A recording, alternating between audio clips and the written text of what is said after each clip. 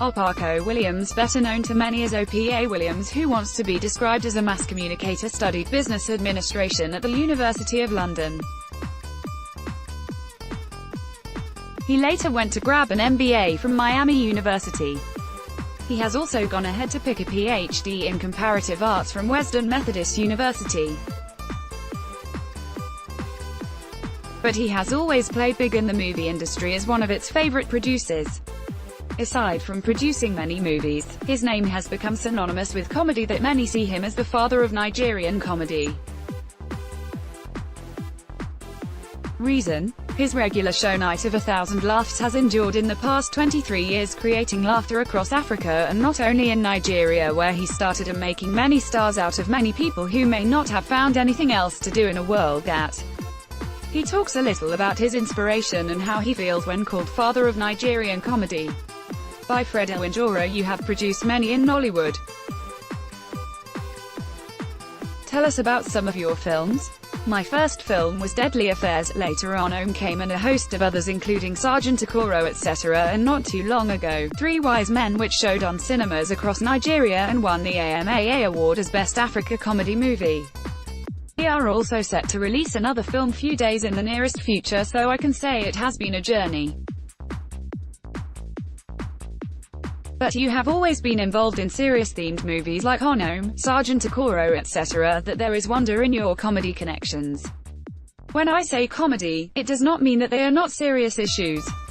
In fact, comedy is a serious business. There is a way I could tell someone that his father is dead and he laughs only to cry later.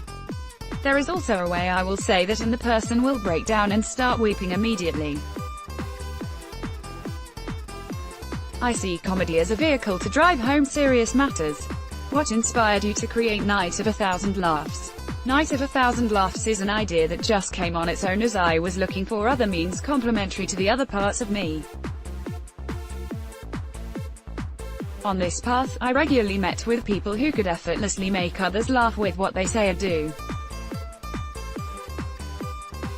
I reasoned that it would be worthwhile to gather people in a convivial atmosphere to laugh together, and when I started this, it was a roller coaster bus.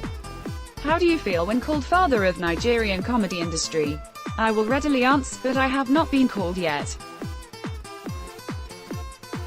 But I can say that it has been 23 years since we started Night of 1,000 Laughs, the comedy concept that has created the comedy movement, and we are still waxing. It has no doubt been a long journey, opening opportunities for some who would otherwise not be doing anything as work. I recall the very first show in October 1995 at the National Theatre. It was not a successful show. Even the second was bad, that two of my friends whom I convinced to invest backed off. What kept you going even when your two partners had backed off due to the teething problems? When you have a child who is sick, do you leave child to die? You naturally try to give healing and care. You carry her to the best doctors to heal the child because it is your responsibility. I had the full audacity of belief that it was going to work. I could feel and touch this fact spiritually, that it was a great idea that God gave me. Once I had this spiritual belief, God took control. I was convinced that since we all tend to give all our attention to anyone who could crack us up humorously, I could sell comedy. I told myself that since it could sell privately, it would also sell in a big concert. My friends whom I had convinced to invest did not see what I was seeing, so backed out midway. It was actually my dream and vision. I only convinced them to join me in actualizing it. I stayed on with the dream after they left. How did they feel when Night of 1,000 Laughs turned out successful? I have been congratulated by them. One told me with a ting of regret that he did not see what I was seeing at the time. In life we make our decisions, but they are all spiritual.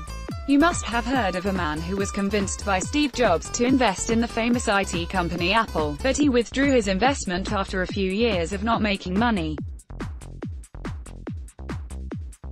You could imagine how he must be feeling now that Steve Jobs made Apple world famous. Do you sometime imagine where the comedy stars you have made over the years would have been working if they were not discovered by you to join an industry? Sometimes, I do try to ask myself such question. Honestly, I do not also know. Only God knows where top Nigerian comedians would have been if not ever discovered. I know some of them would have been involved in the other regular professions like teachers, accountants and doctors, or even other funny things. Some would have been fraudsters and involved with Yahoo. Okiba Kasi for sure would have been working in one farm as an agricultural engineer. Ha ha ha ha. Now let us assess the Nigerian comedy industry. There was no comedy industry before we started A Night of 1,000 Laughs. I do not know if there is anyone to prove me wrong on this statement. But since then, Nigerians have come to see and respect many people who make others laugh. Comedians have become celebrities in Nigeria and living well off the profession in an industry that is bubbling. They have also benefited from the many platforms available to them to do so. Several other comedy shows have also sprang up because we gave them hope. An industry has been built which I am very proud of. Night of 1,000 Laughs has been taken across Nigeria and is currently across West Africa and East Africa. As you know, the comedy templates are different from country to country. However, laughter is universal. What changes is spending patterns and new world cultural expectations. Currently, Night of 1,000 Laughs is in Kenya, Uganda and Rwanda. Many are saying there is a glut of comedians. Do you agree? I really do not know about that. It is like saying there are several footballers in the world that a player scores goals from one spot. Comedy has become an industry and so there must be so many players, some of which get spectacular while others fade on dry and repetitive jokes. Why will a musician repeat the songs in his album at any forum while a comedian is expected to manufacture one per minute? Creativity and talent make this possible. The energy of creativity seems the deepest than any other energy. People create jokes out of nothing, so the talent is what propels the wit creator.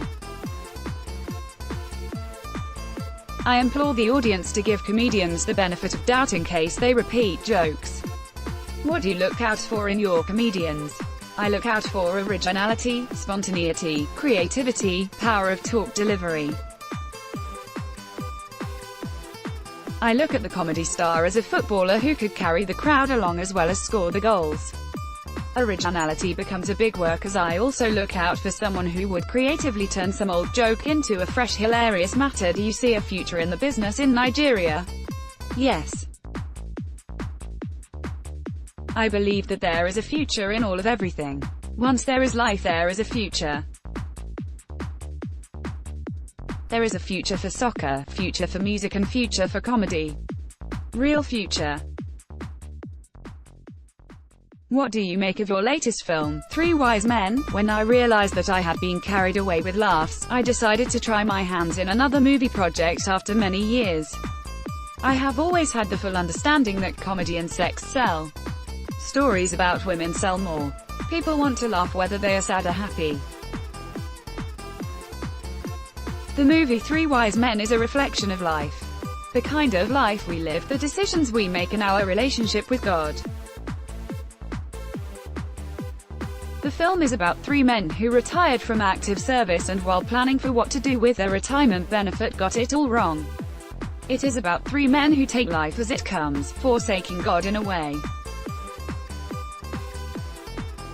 The movie is directed by Pat Afrayimbo, who has been with me for a long time and really understands my creative feelings and expectations. I think she did a great job directing the movie.